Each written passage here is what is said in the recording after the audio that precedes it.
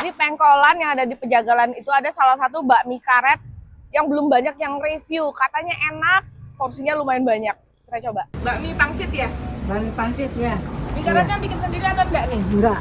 Enggak ya? Iya, mesen. Ini udah lama jualan AI? Udah lama ya. Berapa lama? Waduh, udah puluhan tahun. Dari ini kan adik saya punya, bukan saya punya. Ini halal atau non? babi. Babi, Iya, halal iya. ya. Oke.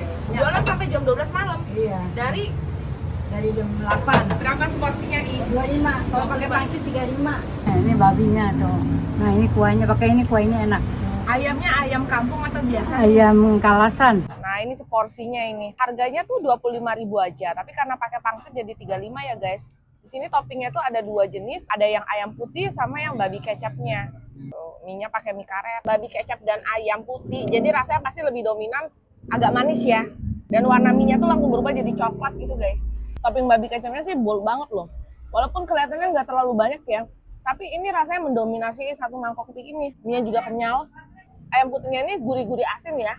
Pas udah makan setengah, semua babi kecapnya tuh kayak masuk aja tuh di setiap helaian mie-nya. Pangsitnya juga besar. Tuh. Kulit pangsitnya tipis, isiannya lumayan banyak ya. Lihat, mie-nya itu padahal nggak gua kasih kuah ya. Tapi lihat tuh, ada kaldu-kaldu dari topping babinya itu loh, sampai ke bawah-bawah. Nah, ini yang bikin enak. Ini belum banyak yang tahu nih. Namanya bakmi karet 5R yang ada di Penjagalan.